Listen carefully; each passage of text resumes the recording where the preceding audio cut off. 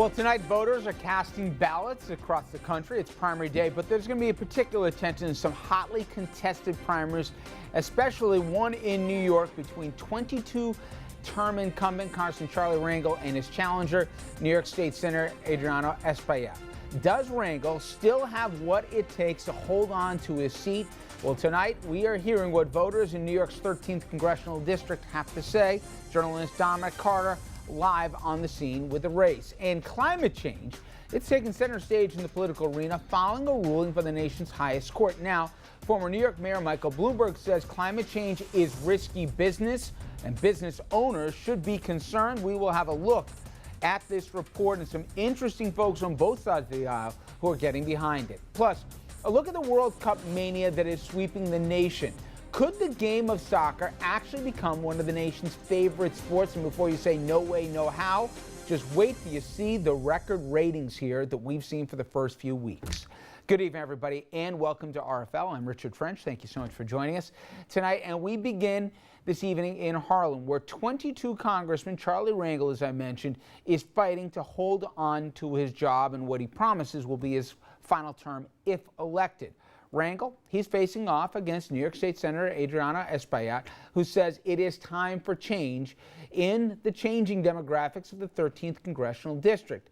And Rangel, he needs to throw in the towel, so says Mr. Espaillat. Now, not everybody thinks so, including former President Bill Clinton, who endorsed Rangel back in April and sent out robocalls backing the congressman. And on the recordings, Clinton says, as both the senior member of Congress and a civil rights leader, Charlie Rangel continues to be one of the most effective advocates in Washington. Governor Cuomo, albeit late in the game, but still throwing his support behind Rangel. Here, the governor says Rangel's experience, seniority, steadfast commitment, and more here make him the right choice for Harlem and the district here, especially when he talks about some of the Tea Party extremism. So with all that, why is this race so close if so many of the political leaders, nationally at least, are behind it? And that's because the district has changed here, and also Mr. Rangel has had his share of problems in the last few terms. Espaillat is being backed by the New York Times. There are also two other candidates in the race, Reverend Michael Warren and community activist Yolanda Garcia. Siena Research poll released last week shows that Rangel, he's got a 13-point lead over his challenger, Rangel with 47% of the vote compared to Espaillat's 34%. And it is interesting, though, of the other candidates, Warren could play spoiler here with 7% of the vote, along with Garcia's 4%. And you've got about 8% of the voters that were polled in this that are still sitting on the fence undecided. Dominic Carter has been on the scene in Harlem, and he filed this report. Charles Rangel today. The final push for voter support is still underway.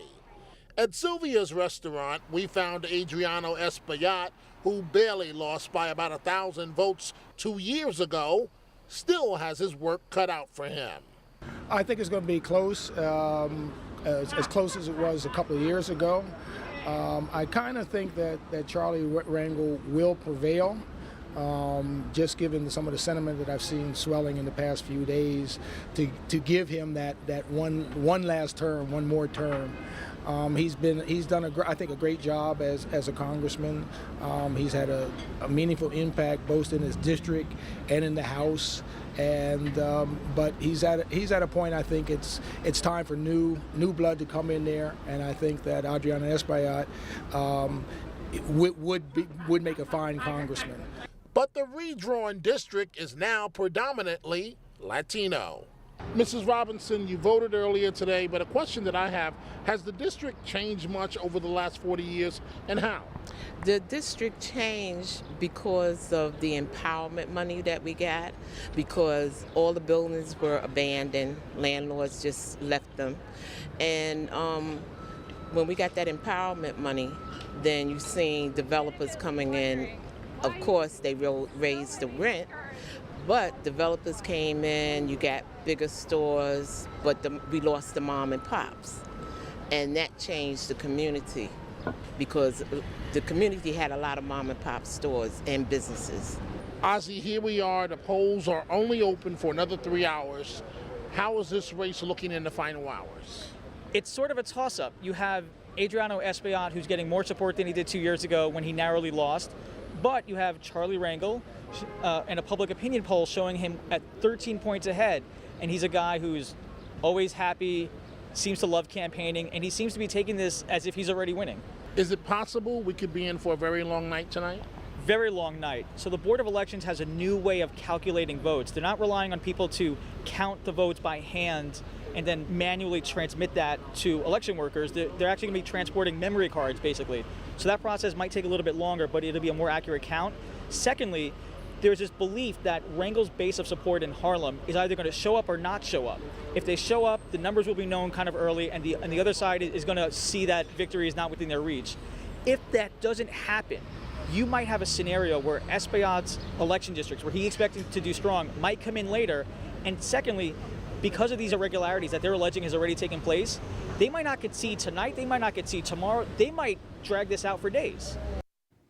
All right, it's going to be fascinating to watch here. We'll go back to Harlem in a few minutes, but let's bring in our panel now. We are joined by Jonathan Yedden. Jonathan's Democratic consultant with the Advance Group and a former executive director for the Kings County Democratic Party. Michael Tobman, Democratic political consultant himself, and Andrew Whitman, our senior political correspondent. I'll start with you, Michael. Is today's race, if it's as tight as many people believe it will be, more a referendum that this is fatigue about Rangel? Is it the changing demographics, that you have a bigger Dominican population than maybe what the district used to resemble, and obviously with redistricting? Or is it just that, people are tired of Rangel's act, and the last couple terms here haven't been good for him, and there's been more bad press than good press?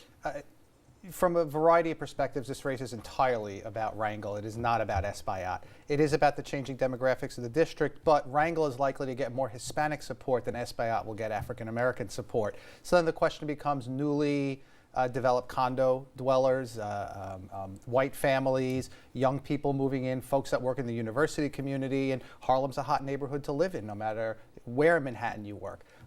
Those folks are probably going to break for Rangel. There has been no compelling narrative put out because elections are about choices. Yeah. Why not Rangel one more time?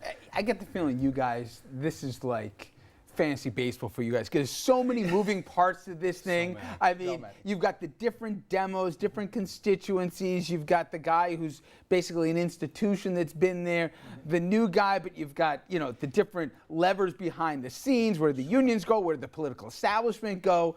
You need a scorecard, You talk right? about fantasy baseball, and you hear it sabermetrics and saber baseball, the Oakland Athletics Moneyball.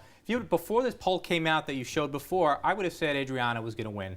He's gotten more support, and all he needed really to do was build on his campaign from 2012. The demographics each and every day are trending in his favor. That was really close. Yeah, it was 1,200 votes, 3.5%.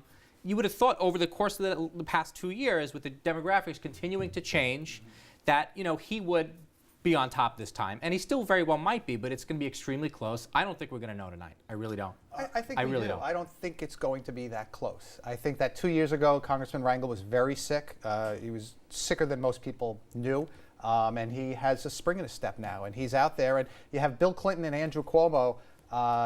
Those are two very powerful voices. But you also have Al Sharpton, Andrew, who came out strongly, being critical of Rangel, taking things for granted as he was the inevitable candidate, not so much. And you also have a couple of variables that we know. You at Espaillat, people say to AP, Associated Press, don't you go report numbers early tonight, not like last time. They think they suppressed some late voting. And you've also gotten, third-party candidates that actually may influence this thing one way or the other. Well, and all three of these areas are also sort of inside baseball, where you have other conflicting interests, including, power within the African-American political community in New York City, and that plays into some of the Sharpton-Rangel relationship, and other connections as well. So this really is sort of an inside baseball fans race. But I made a different sports metaphor before, which was to heavyweight boxing. They always say in a championship fight, the challenger has to win the belt. It's not like the champion loses the belt. You got to take it from him. And I'm not sure I've seen enough from Espaillat, or that voters have seen enough, in terms of generating enthusiasm and giving people a reason to vote for him as opposed to voting the comfortable pick that the district has That's picked what I so took many out of times the poll. before. No question. Rangel's run a much better race than he did in 2012. He's much healthier. He's fitter. You know, the censure stuff is 2 years further away from where it was in 2012. He's run a much better campaign, and that's why it's going to be really close. Really close. It's also fascinating when the white electorate is like the swing electorate in this race here. You know what I mean? And they're all, Harlem has seen waves of migration and demographic shifts going back 125 years. It is a wonderful neighborhood, and this is just one more example and representation, an anecdote of Harlem's legacy, sort of reflecting New York City's dynamic, shifting electorate all the time.